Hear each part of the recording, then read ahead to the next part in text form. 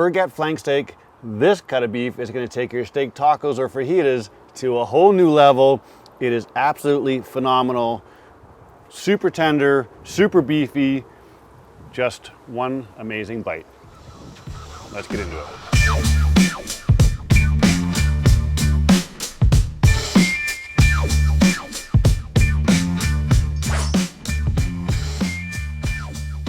What's up, barbecue fans? My name is Jake, and today we're talking steak tacos. One of my favorite things, that and fajitas, depends what I'm in the mood for, but over the last few years, I've changed a couple thoughts behind how I prep for steak tacos, and I want to share them with you today. First off, we're going to do them on the Kamado 38 today, so let's get some lump in here and get some heat rolling. So we're using about a half basket. I'm actually doing videos back to back. You probably, if you were just using one, you wouldn't need a full half basket, or you could just kind of do a light layer there.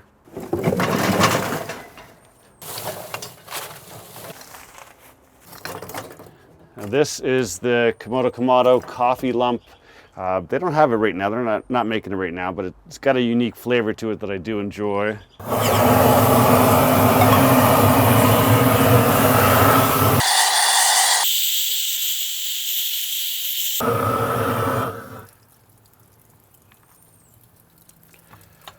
All right, so we got all of the lump going on top of it. We're gonna do some direct grilling today. We're gonna play with a different cooking style that I've been playing with for the last couple months. I think it's gonna add some great flavor to our steak tacos here. I'm gonna open that up about 3 turns to get us going, maybe 3.5. So we'll open this up all the way to get some air moving through. All right, so what we're doing, we're going for a dome temperature of 450 on the Kamado here. I've got my bottom grate in, so we're not too far off the lump. We're gonna get that up to temperature. In the meantime, this is a bavette steak. A couple years ago, 3 probably at this point in time, I was going for some outside skirt. I was gonna make some fajitas or something, and they didn't have any. And the butcher said, why don't you just take some flap steak? And I was like, what the hell's a flat steak? Flap with a P, F-L-A-P. He said, thank me later. And it's a big piece. It's actually a little thicker than the bavette. The bavette is the tail end of the flap, right? So you've got, the flap is a bigger piece, so compared to an outside skirt or flank, it's a lot larger and it's thicker, so it's a lot easier to cook. And the other bonus is that it's got a lot of beef flavor to it. So it's a great piece of meat. This, what I've done is I've already had it sitting out for about 30 minutes. We're trying to temper it.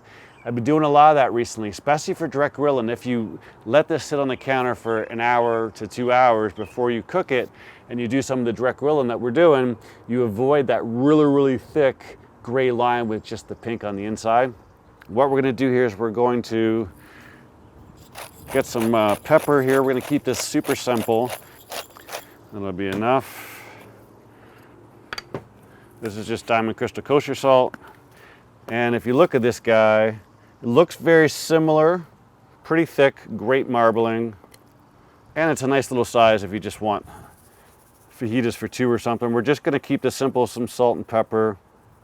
Seeing this outside, I should have probably dried this off with some paper towel, but we're committed. Okay. Now, if I was gonna make fajitas, I would add some cumin or maybe make up a marinade with some lime in it, but we're gonna go straight steak for tacos. I'm gonna keep it pretty basic, although I do have one little trick up my sleeve.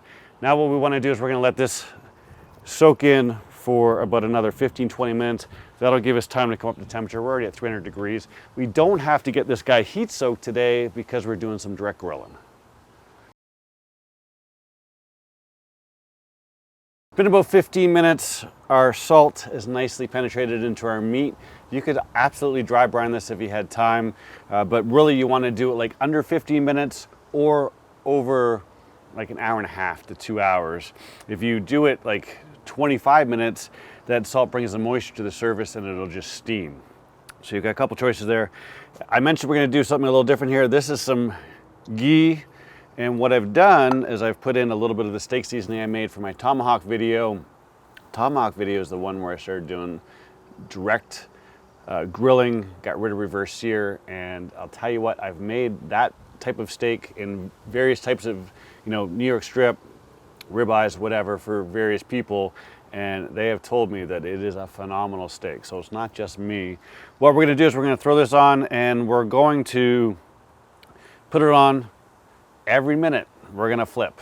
After the first minute, I'm gonna start basting with this here. That steak seasoning is just some salt, pepper, garlic salt with some parsley, and a little bit of cayenne pepper.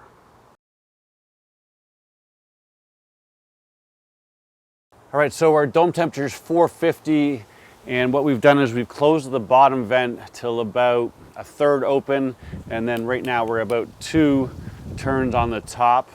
We'll dial it in once more if that lump gets burning. The big thing to remember is that if you're gonna put salt and pepper on it, put it on the grill within 15 minutes or wait like an hour and a half to 2 hours. Why are we doing that? Because if you wait much longer than 15 minutes, the salt starts to pull out that moisture, and then you're steaming your meat instead of grilling it. That's the only option or only choice you've got to make there.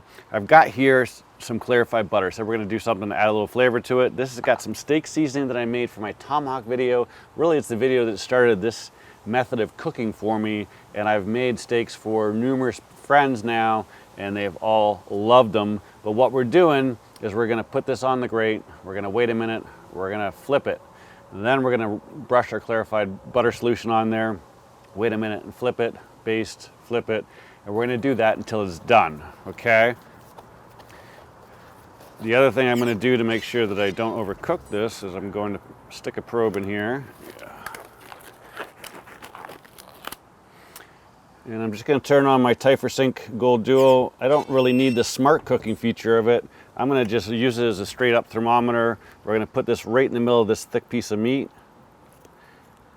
Put it parallel to the plate so I'm in the middle. I'm just gonna use this as a guide. Make sure I don't overcook this. Let's get this bad boy on.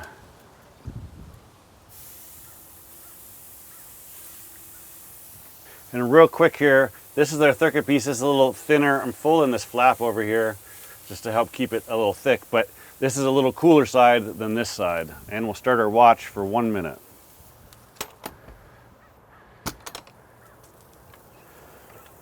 Here's our first minute.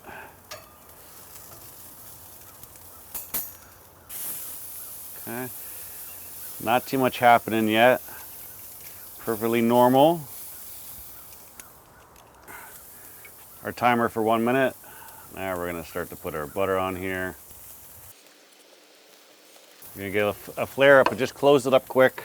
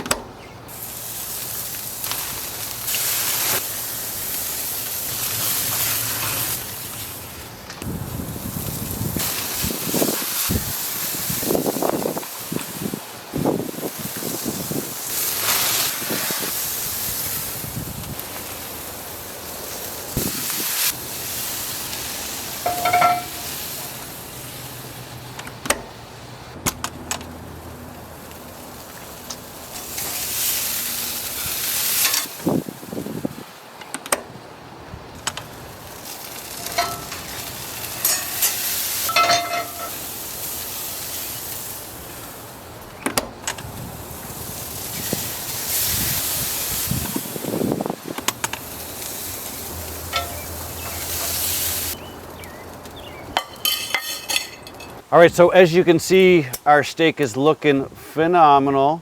We're gonna take this inside and rest. Real quick, what we did here is we went a minute per side till it got to about 70 degrees. And then what I did is I pushed the tail, the skinny part, indirect. And I just let the fat part be over the coals there for a little longer until we got to 90 degrees.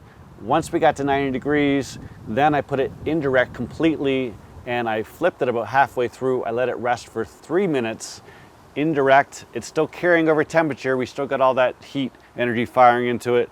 Went from 90 to 110 in those 3 minutes, and then I put it back on for a minute aside until I got it up to 119, and I pulled it. You also would have noticed that I stuck a cast iron pan in there. That's because I'm gonna saute up some onions real quick. Let's let this guy rest for about 12 minutes and do our onions. All right, so we're gonna do a little bit of onion on here. What I am gonna do is I'm gonna slice it fairly fine for me. If I'm making fajitas, I like to have some thick onions.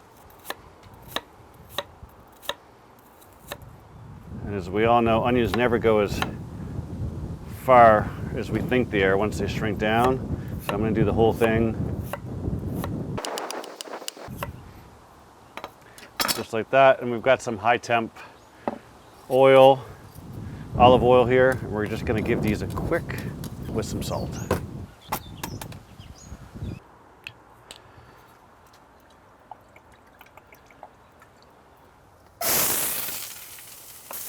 And you can tell that it's a little warm for what we're trying to do, so we're just going to move it over here.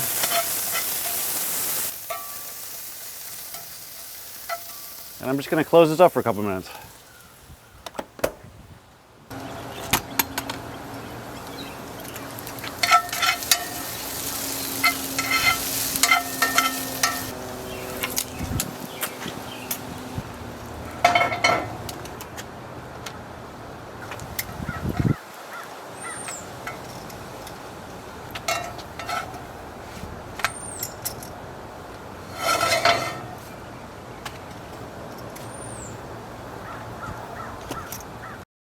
So we've got onions done, threw them on the board here, warmed this up in the cast iron pan for, I don't know, 15 seconds aside, and then I put it over the direct heat for half a second there. This is nicely rested. We'll get this guy, very good here, let me pick this up here. Right, so the big thing here is with the grain, right? So when you pull this apart, you can see that the grain is running this way, okay? So what I'm going to do is I'm going to cut this in half because I really don't need pieces that long. Still got a little bit of a gray band, especially around the edge. We've got lots of pink in the center. It's very thick pink in that section there. And then we're going to cut this on a bias.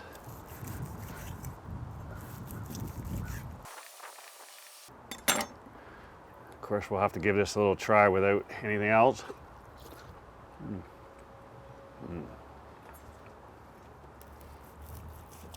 Yes, sir, that's exactly what I'm looking for. So now, take a little dollop of sour cream here.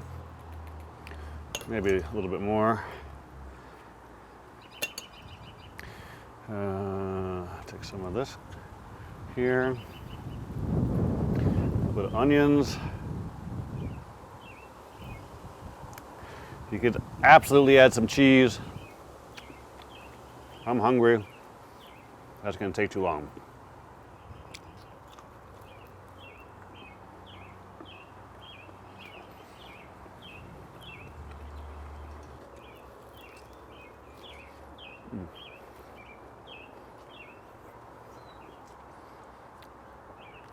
That, my friends, is absolutely phenomenal. This bavette steak will take your steak taco game or your fajita game to a whole new level. I guarantee it. It's thicker, so it's easier to cook. It has more beef flavor, so it tastes better. And it's not quite as chewy as the other cuts of meat, flank or skirt. So it's a triple win in my book. If you can't find bavette, look for a flap steak. Flap steak is far more common. This is just the tail of it, so you're gonna get a big old piece so you can make some nachos, put it on a salad, have some fajitas one day, have some tacos the next day, and tons of leftovers, whatever you want. But I highly recommend you try it. Look, if you wanna see the video that kicked off this cooking style, we're flipping every minute. I did it on this tomahawk. This tomahawk is absolutely the best tomahawk I've done in a very, very long time. It just destroys every other one I've cooked. It's phenomenal. Check it out. Thanks as always for watching. I'll see you soon.